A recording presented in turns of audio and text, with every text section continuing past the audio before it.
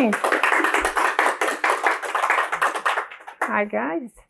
I want to thank you for coming, and thank the Arts Council and the government and everybody else for doing this. I think it's a great project myself. One of the reasons I was interested in doing this was an experience I had recently. I went to get a dental hygiene appointment. And the young woman who was doing the hygiene asked me what I did, and I said I was an artist. And she said, "Wow, that's what I want to be. How do you get to be an artist?" Wow. And I went,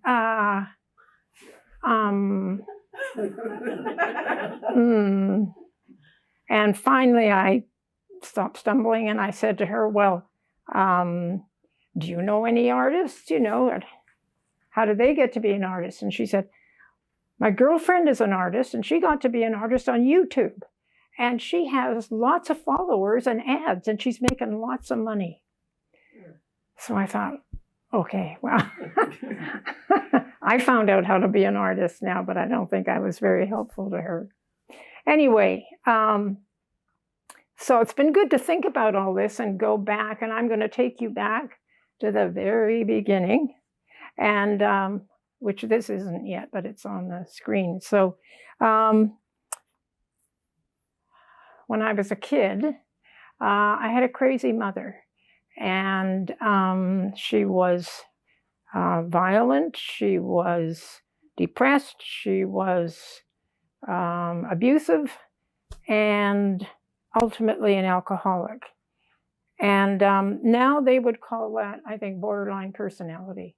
But at the time, it was postpartum depression was what they said about all women who were mentally ill.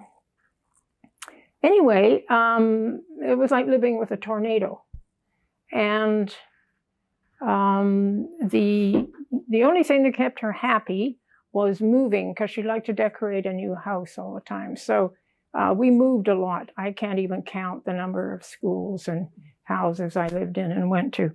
So it was chaotic and noisy and unpleasant. And the thing that I thought when I was thinking back on this was, if there's one thing you don't learn when you have a household like that as a kid, you don't learn to plan, because there's no point in making a plan ever. You just don't know what the tornado is going to be doing that day. So I never learned that. I'm not a planner. It was very unsafe. The only place I felt safe actually was in my room drawing. So I was thinking about that, and I thought, you know, the skills that you learn in that kind of circumstance they're terrible in terms of your life, but they're great for an artist. I mean, I spent a lot of time solitary drawing. I learned to change on a dime, so change doesn't bother me. I learned to sort of jump off cliffs into the dark, because I didn't have any other model for doing things. And you can live with chaos, that's the other thing. So I would draw a lot. Now, I could always draw. I don't know, I could draw almost perfectly from the time I picked up a pencil. It was just something I could do. And going to school and getting to meet people, they would see me draw and they, "Oh, you're a wonderful artist." You know, the way you do with a kid, "You're a wonderful artist. You should be an artist." I had no idea what that meant. Sometimes people would say things to me like, "Can you draw my dog?" And I did know I didn't want to do that. So I didn't really have any, growing up, any desire to be an artist. Never, was not on my radar. And drawing never felt to me like I was doing anything particularly. It just seemed to flow. It was effortless, and I loved doing it. So for lack of a better plan, when I finished high school, I went to university, because first of all, I was really smart, and secondly, what else would I want to do?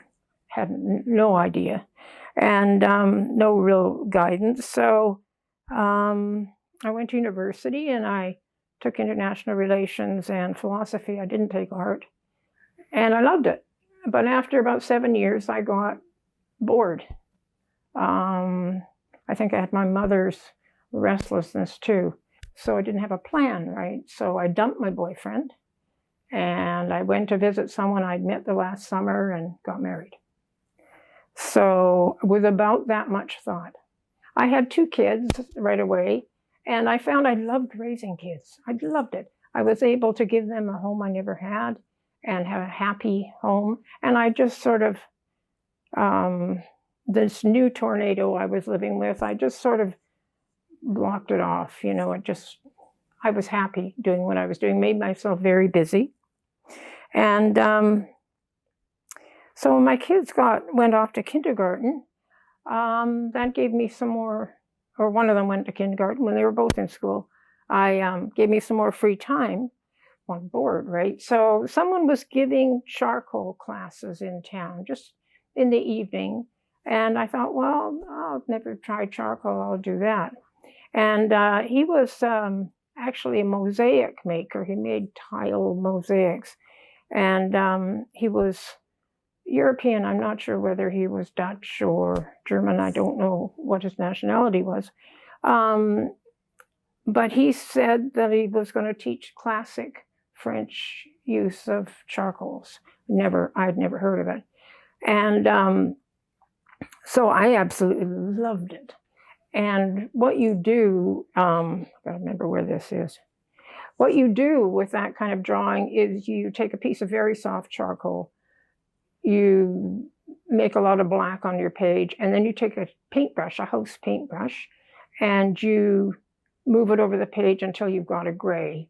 And you sort of look at what you want to draw, and you can see it's going to be dark here. So you put in a bunch of dark scribbles, and then you take your paintbrush and go over the whole thing again. And then when you think you're going to have something light, like I'm looking at Jeff's beard and his hair, you take your putty eraser, which can make a very thin mark, and you just put some white down where you think that will be.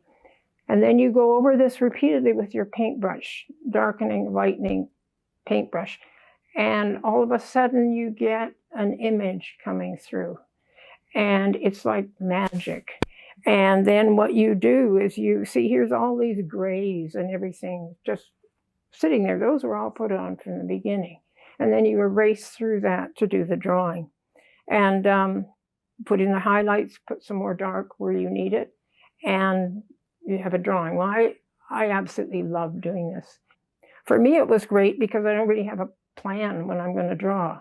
And so if you're doing it this way and you don't like where you've put something or what it is, you can just brush over it and move it. I tried watercolor once. I tried pen and ink, and they were not the medium for me because they knew what they wanted to do before I decided what we were doing. And I need something that I have more control over. It's more changeable. So these are just 3 really early pieces. I probably did these in my early 30s. I did a series on hands, fascinated by the muscle structure in people's hands, particularly artists, musicians. It's very representative. I needed something to look at so I could draw it. And I didn't know what to draw one day, so I drew myself. I got a mirror and that's what I look like. Believe it or not, that's what I look like. Okay. It's a long time ago. I've had people say, who's that? And while I was drawing it, for some reason, my hair was down. I had long hair and I wore it down. And I just decided to pull it over my mouth. No reason at all. I just did that. So that's why there was no, people say, well, you know, can you not draw mouths? And I said, no, mouths are okay. You know, it was just an impulse. A lot of the stuff I do is impulse. So I had some shows of this kind of work. I experimented. I went to someone, I had them teach me how to use watercolors, which I didn't like. and pen and ink, which I decided wasn't for me. But I went to artists and sat with them and learned how, and that was pretty much my art education. And this fellow. So I carried on like this. My kids were in school. I was back to drawing. I was doing some shows, and life was okay. I was really not thinking about my marriage at all. And then one day, I couldn't get up the stairs. I went up the stairs to change to come down and make my kids lunch, and I couldn't climb the stairs. I'm a very fit person. My body wouldn't climb the stairs. And so I plopped myself down at the bottom of the stairs and thought, what am I going to do? I thought I was sick. And so I went and made my kids lunch in the kitchen. And then when they went back to school, I crawled up the stairs and went to bed. Thought, well, I'm sick. And then I phoned a really close friend of mine at some point because I was also very agitated. So he said, I'm going to phone you back with the name of a therapist. And he did. And he said she likes to work with metaphors, so she works with a lot of artists and musicians. I went, okay. I had never seen a therapist or thought. I wasn't interested in psychology at all. So I went to this woman, and she was actually magic. She was absolutely wonderful. She saved my life as far as I'm concerned. I said to her one day, my head is so full of things to tell you and talk about, but I don't know which one to pick. And she said, that's because words aren't your native language. You need to go home and draw. And I said, draw what? Because I'd only drawn representationally. I had no clue. And I thought, well, this is a bust. So I went home and put it out of my mind. And then every year I would make my dad a Father's Day card. I'd just draw little doodles or a funny little card or something. And so, well, one day, not too long after, I was starting to draw and nothing happened. I couldn't get anything to work on the page. I couldn't understand it. And never happened to me before. And I kept trying, and finally I grabbed a new piece of paper and I got a Sharpie and I started to draw. I drew this. Now, I don't mind telling you, that scared the crap out of me. I had never drawn anything that I couldn't see, and certainly nothing like that. And it was, about 15 inches high, done with a Sharpie. And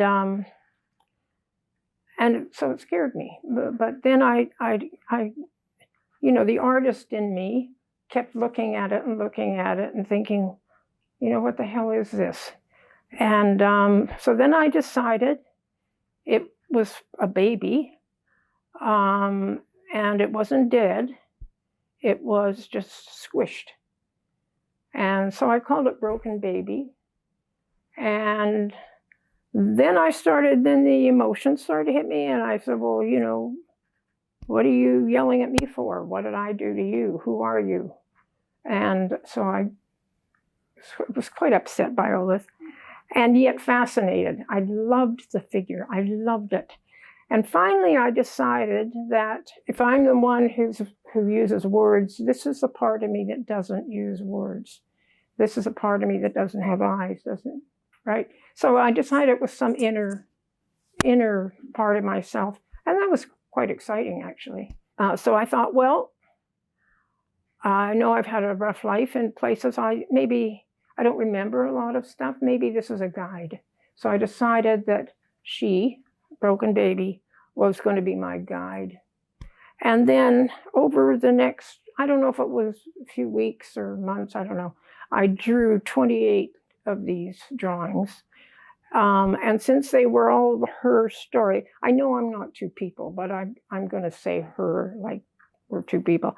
And I used her outline around all of the other drawings because it was her story.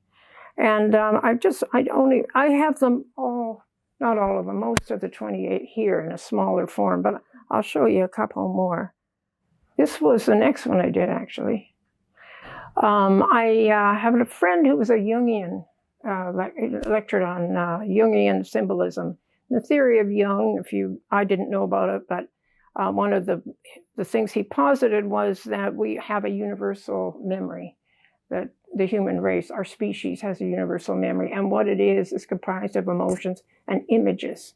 And so there are certain universal images that Jung felt are shared by everybody, but nobody accesses them except in your dreams when all these weird figures and shapes come out. But artists are often successful in breaking down this wall between what we were born with and what we've learned. So he got very excited by these, very excited. And he said, you've got a lot of the Jungian archetypes. Like, I didn't know, but apparently this was a mandala. And he said, if that has a multiple of 4 points, it's a mandala. Like, this is, it just sounded crazy to me. But anyway, so that was one, and that has a mandala. This one I called Two Mothers. I don't think you need to tell me, I need to say much about that, except that my Jungian friend said, oh my God, that's the crone. And that old woman figure apparently is one of these archetypes, and she is the crone. So this was absolutely fascinating to hear this stuff. And here's another one I put in here. And this one I called the spider in the totem pole. And what it was to me when I was drawing from the position of a little kid when I was drawing these. These were clearly childhood kind of things. And this was my father, who I loved, and I could play with him. You see, I'm in there with his teeth. And he's protecting me from this evil, you know, who, my mother. And so it's interesting. I found that when I was showing them to people, because people love to look at them, and I was showing the people that old crone, that drawing scared or made some women very uncomfortable. And so my friend explained to me that the crone was this or that kind of figure in primordial memory or something. And I said, well, what about this figure? This figure makes a lot of men very uneasy. And he said, oh, that's the toothed vagina. So there you go. This is here. It's supposed, apparently all through literature and mythology, there's the image of a dangerous, threatening vagina with teeth. If you look at a lot of art, you can find this kind of shape repeated and repeated. Anyway, so I did that series, and then, of course, I had broken up my marriage, and it was utter chaos in my life again, and I actually had to find some work. I hadn't worked while my kids were really little, and philosophy and international studies doesn't prepare you for a whole lot. So I went and got graphics training. Got trained in graphics, graphic design. I really liked that. I liked learning the particular typography, and I liked learning the reproductive processes. And I learned, and I ended up teaching it for a few years. I taught design and silkscreen process. And I did an interesting commission, which I brought in. So I'm not going to say anything about this.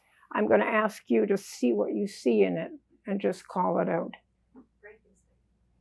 Okay, anybody else? Dogwood. Dogwood. So what it is a friend of mine was writing a book on cognition for second and third year students.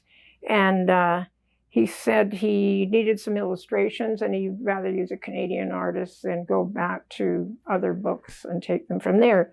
And so he said, do it about a celebrity or a movie star. So I thought of Lon Chaney and Frankenstein. So it was a really interesting process. So what I did was I put tracing paper over a photograph, which I had converted into line, of Lon Chaney. And then I drew a nature scene looking through it to the face so that this was consistent with the eyebrows and this was consistent with the hair and everything else. Fascinating process. So anyway, that's my one published drawing. So by this time, I was in my early 40s, I guess, when I was seeing a therapist. So my kids finished school, and I was living in Ontario at the time, although I was born in Victoria, and I desperately wanted to come home to the coast, always had. And so my marriage was shot. My kids were off to school, and I hated teaching. And so I thought, great, I'm going to go home to the coast. And I got my dog and some bits of stuff in my car, and I drove across the country. So I came to the island, and it was pretty brutal. I didn't know anybody. I didn't have a job.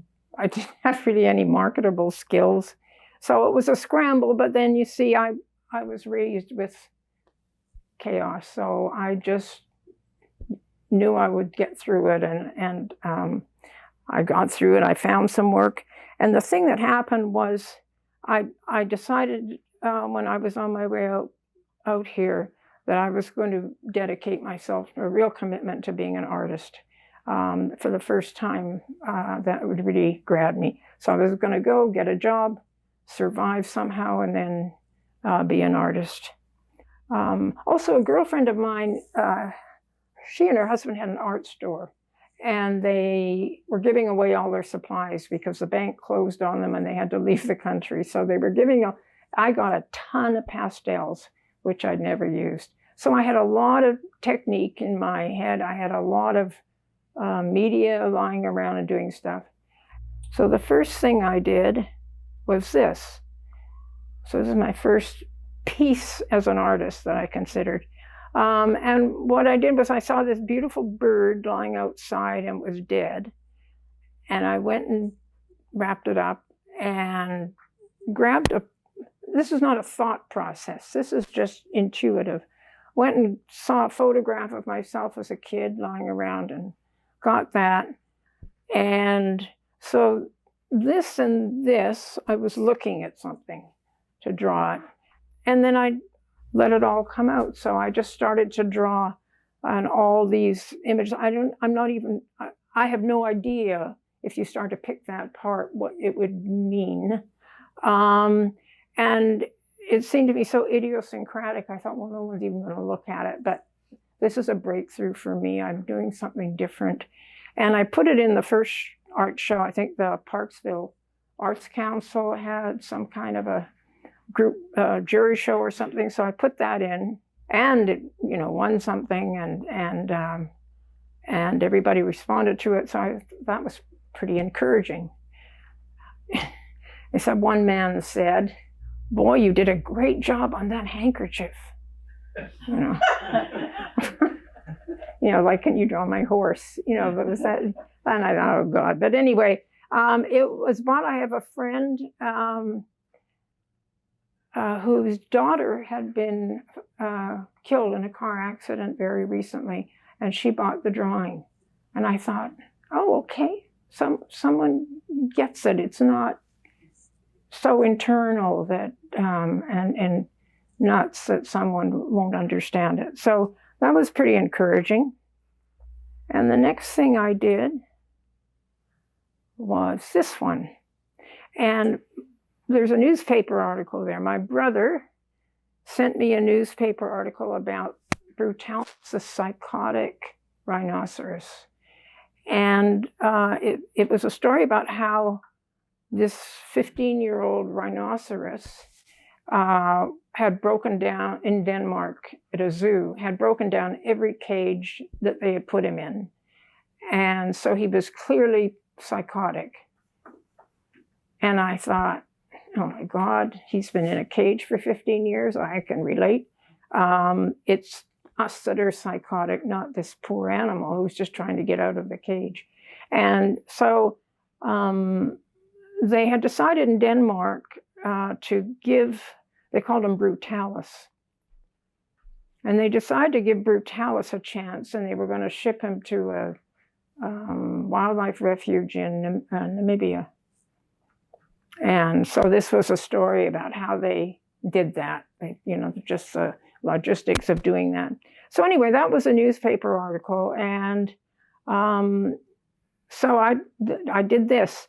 And one of the things I did two things that were new in this. I drew an underlayer of ink, and it's a map of Namibia and a map of Denmark. And I just took all the places that were mentioned, and I got a red pen, and I did that in ink. And then I did the drawing on top, and I used numbers. It's not quite text, but I mean, I did something different again. I used numbers and ink and all kinds of things I hadn't done before. And so I put that in the next year's juried show, and it won an award. And then they were doing images and objects in BC. I don't know if they're still doing that, but it was a artwork that did well in a show. They got them all together and they toured BC. So this one went toured around BC, which was nice. And sometime later, I got a phone call, and this woman said, "Hello, I'm the librarian at Langley Fine Arts School, and we took all the kids, we take them every year on to see the Images and Objects show, and we saw your drawing in Penticton, where it was showing, and it was the first time that the students had grasped that an artist isn't necessarily all about technique. No, it had never occurred to them that there was something else in art." And so she said that was, wonderful for them. She said, "We have a dramaturge." This is some kind of school too. It's fantastic. He said, "We have a dramaturge here, and we would like your permission we want to track down what happened to Brutalis. If he made it to Namibia, and what happened, if he's still alive." The kids were just completely taken with this story. And then the dramaturge wanted to write a play about Brutalis, which was going to be a musical. Then the whole school was going to act in it. And I said, "Sure." Sometime later, I got another phone call from the same librarian. She said, it was 10 years later, as a matter of fact, because she said, "We're doing a 10-year remount of Brutalis." And she said, "We'd like you to come and bring the drawing." Bill, by this time I knew Bill, and he and I got in our RV, and we went to Langley to see this fabulous fine art school and see this play where I had the drawing and I was introduced and everything. It was very exciting. The play was fantastic. I've got a sort of a portfolio type thing here, and there are pictures. The students it was kabuki theater, is that the right word? Grade 3 girls or grade 12 girls were flamingos, and grade 5 boys were tiger. It was this kind of thing, and they acted as a group, and it was a musical, and they sang it all in African, which they had learned as part of the experience. It was really quite an experience for me. So that's nice as an artist, I'm not a big seller, but I like to exhibit, and this was really quite exciting. And then I went back, I had done that self-portrait of myself a long time ago, and I got it out again. And this drawing happened because I knew a fellow who lived in, of all places, Qualicum Beach, and he was an alcoholic, and this artist friend sort of looked after him. And he took lots of photographs and stuff of him. He was a fascinating guy. And so I hung around there for a while, and I took a photograph of his door one day. It says, "Keep this door shut," and it had all these locks and everything on it. And so I drew the door, and I left a space in the top. And I knew I was going to put something there, but I didn't know what. And then I grabbed this portrait of myself I did once, and I cut it out. Actually, that's pasted in there. So there's several things here that I didn't ever do before. I've got a pink wash down it because whatever thinking I did about it was that Keep This Door Shut is about romance. I'm never going there again. I'm not getting involved with anybody again. And so the pink and all the little hearts I drew in ink, which you can't really see, which is fine, were consciously done. I did all that. And then I did this picture. And then I added the text that my cat on his door, which is keep this door shut. I called it Beyond Reach. But sometime later, I thought, wow, this reminds me of sort of Broken Baby with her can't talk, this sort of whole thing about not being able to speak and being hidden and stuff sort of came back again. My dad, about that time, gave me a whole lot of negatives. And I couldn't afford to develop them all, and I didn't know what they were, but I could see partly, and I could see some of them were of my childhood and my parents when they were much younger. And my mother was very vain, and my father used to photograph her. She was a beautiful woman, and he used to photograph her all the time. So I took some of these and had them developed so I could use them. And I did this drawing, which I called the fairy tale. I'm on this anti-romantic kick. And I found a photograph of my mother and my father where they looked so happy and so sort of smug, and they had the world by the tail, and they were first married. And I thought, boy, I know how that turned out. So it was a fairy tale. So I think this one is more or less Snow White. Someone once told me my drawings were an interesting combination of Jung and Disney. But I liked the idea of the fairy tales. It really appealed to me, and it was a good vehicle. And I started to work. This is the first time I really worked in a series. This I did of my mother. It's called The Wicked Witch of the West. That's sort of self-evident. But again, there's text, wash on the back, her face. You can't see the picture, but her face is actually a little green because of the wash on the back. And the text is in pastels. I dragged out these pastels I'd been given, which I'd never used, but they were gorgeous colors. So they are a really good tool for doing this overlay of text. And I liked them. What I was starting to enjoy was the layered part of drawings, doing something underneath and then doing the drawing and then doing something over top. It was like nice and complex and non-linear, and we're all very complex. I did this one of my father, and it's called Prince Charming Encounters the Harpies. So my father was the kindest person on the planet. He was a wonderful man, but he had these look through life with his pink glasses, rose-colored glasses. And he married 2 harpies, one after the other. What was behind here? And so the text here is these 2 women are yelling and being abusive, and both his wives were pretty abusive. And so that's all, just a whole bunch of things that they would yell and stuff like that. It really feels good to put this kind of stuff down, use this text. I loved it. And then there's the pastel use on top. And there's one more in this series. This is Wonderland Bites. And so again, it's all romantic sayings and put into an Alice in Wonderland kind of context. Then one day I was at a thrift shop where I used to buy all my clothes, still do, as a matter of fact. I had no money. And I saw a sort of a turret. Bill told me what it was, but I didn't know at the time what it was. It was just a metal thing, and it looked like the roof part of a turret. When you see a castle and you see the pointy roofs, it looked like that to me. Since I was into fairy tales, I was thinking of Rapunzel. So I looked at this thing at home, this turret thing, and I went out and I got other things, and I did. So I made a 3-dimensional. This was the first time I'd really done anything 3-dimensional. So this is that thing. What is it? It built this thing. He said it was a cap for a chimney or a... Oh, okay.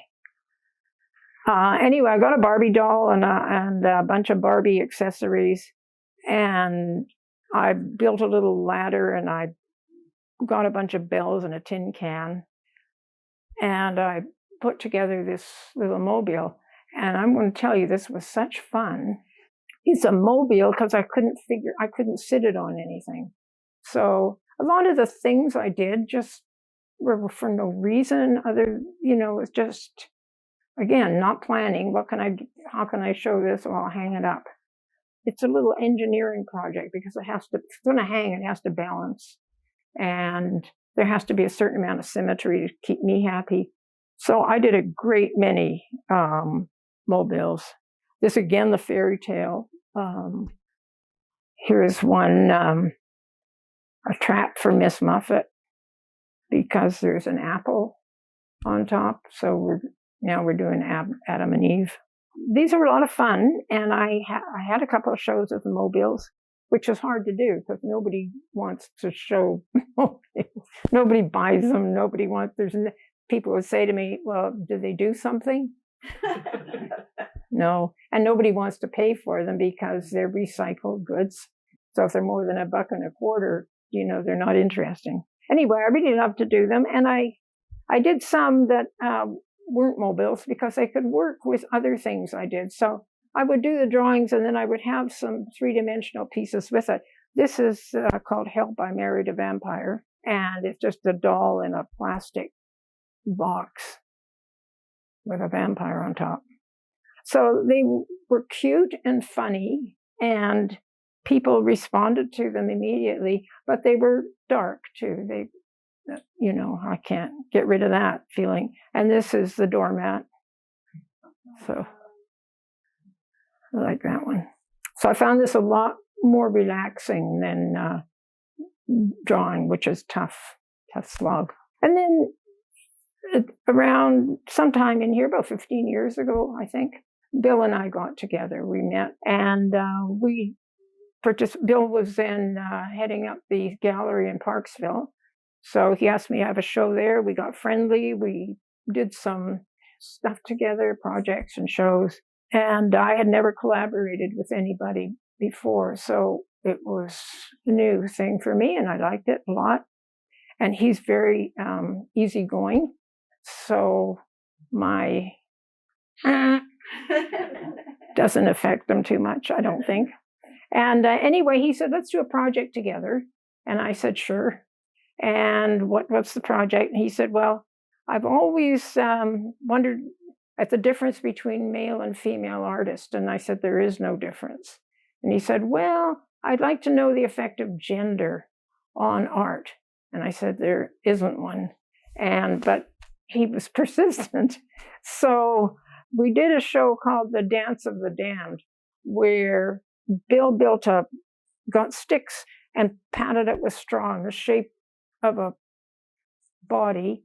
They were very tall, and he had some masks. So the show was, we would each take 4 masks, I think, or 6 masks, and we would each do whatever we wanted with these masks, and then we popped them on these bodies, which were all the same, and dress the bodies. But we're going to call it The Dance of the Damned. And so we did that. I've got pictures of some of the pieces in here. And that was very successful, and that was a lot of fun, and we both enjoyed it. And I understood, working with this straw and stuff, why I was not a sculptor. So we did that, and we decided to collaborate on another show. And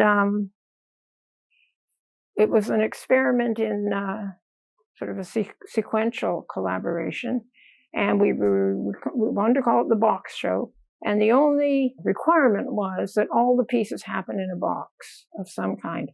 We would do an equal number of pieces, and I would start half and he would start half. We would pass them to the other person when we had done what we figured was half, and they would finish it. And we didn't discuss at all what we meant in the first half, what was going through our mind the first half. We just handed over, said here, and the other person would finish it. People asked if it wasn't awful to have someone finish a piece differently than you had thought. I mean, no, it was a lot of fun. It was a surprise and exciting, and it was a lot of fun. So I just have a couple of slides here some of you probably saw this show. This we called the rat race. We titled them after. And this was my part. This was the box. And I like working with found objects, so all of that is found stuff. I've got turn in, tune in, drop out, and some pills. And Bill, who's very interested in labor issues and work issues, put that around it, and we called it the rat race. So it's really fun to see what someone else makes from what you start off with. And then another of my favorites, I think there are about a couple of dozen pieces. We called this Ghosts. And this happened to be the one I started again. So this is a quotation. It says, "Only the dead have seen the end of war." I think the box was a footlocker, something that soldiers use, something like that. But I decided it had to do with war anyway, soldiers or something. And so I put in a lot of, I don't want to say crosses because they're deliberately not all crosses. They're not all Christian. But anyway, that was my anti-war thing. And then Bill did this phenomenal thing with wings and lights inside and metal. And it amazes me how well these worked since we did them independently. So because that lit up and it was very ghost-like, we called that Ghosts. We also, a new artist, Joe Rosenblatt, who was a poet and an artist, and we did shows with him. We formed the East Side group and we showed in a lot of places on the island. Joe was very famous, so he had the clout to get us shows in really good venues. And I did the paperwork, Bill did the grunt work, and we showed for quite a few years. He just died last year. I just tried different things with all the media I had around various times. And I loved silk screening when I taught it. I loved the opaque look. This wasn't a silk screen, but I loved the opaque look and the brilliant colors, since I always tended to work in black and white. So I got a piece of lino one day, a rubber, and did a lino cut. And the big thing about this one was for me that I realized that I had created an image I could use for myself. So all artists who do any cartooning or that kind of stuff, not all, but who want to tell a story, usually have to have a character. And they usually, I've been told, find someone who they can draw someone who represents themselves. Well, I didn't have that in mind, but I did draw someone who represented myself. And around this time, I trashed my hand. I tore about 3 tendons, and after that, it triggered rheumatoid arthritis. So my hand was swollen and excruciating. It went into remission after a while, but in the meantime, before it went into remission, the bones were all eaten, and my hand, everything was in different places, and it was a real problem. So I couldn't draw for quite a while. I just had to think of another way of doing things. I really loved my computer. I like technical stuff. I obviously like silk screening. I like printing process and all that kind of stuff. So I had done a lot of work with my computer, and I could draw with my left hand on the computer. I can't draw with my left hand ordinarily. I'm not two-handed, but I taught myself to draw with my left hand. And so this was one of the first things I did. So it's a combination of photographs and a self-portrait that was, or a photograph that was digitally transformed. And I just had one hell of a good time doing this. I just thought this was fantastic. And I called that home, the pictures of being back on the coast. Obviously, I'd learned Photoshop. And it occurred to me one day that I would like to take the little figure I had done as a lino cut and use it as a figure and try to learn animation. So I got the program for animation. It was just way too it would have taken me way too long to learn to do that. It was just too daunting. But I did learn Photoshop, up, down, and sideways. So then I used a scanner in the computer along with the lino cut to see what I could do. So I just flipped her horizontally and put a different hairdo on her and grabbed a bird piece of clip art from some program or other. This was part of a series I did of 8. This was my girlfriend. She's my BFF. And I really liked this too. And I did, as I say, there were 8 of them. And this is my happy day. Again, just a combination of lino cut, scanned, put on my computer, manipulated, along with some clip art. So that was fun. I like doing that. And I was still hankered after making it move somehow. I still do. Don't know what I'm going to do about that. But so I learned a couple other programs, I think Keynote and GarageBand. And I did, whoops, just a minute here. I did put it to music. And I've got a little 1-minute sequence that I did on it. I'm pretty proud of. So I'd had this issue with my hand, and I'm getting older, and my friends were starting to get older. So aging issues became sort of forefront on my mind, like what's going to happen? You can't draw, you can't, all kinds of things can go wrong now. And I just had this realization of finite quality of my life. I talked to a few other friends who were artists, many of whom are in this room. I decided this was worth a show.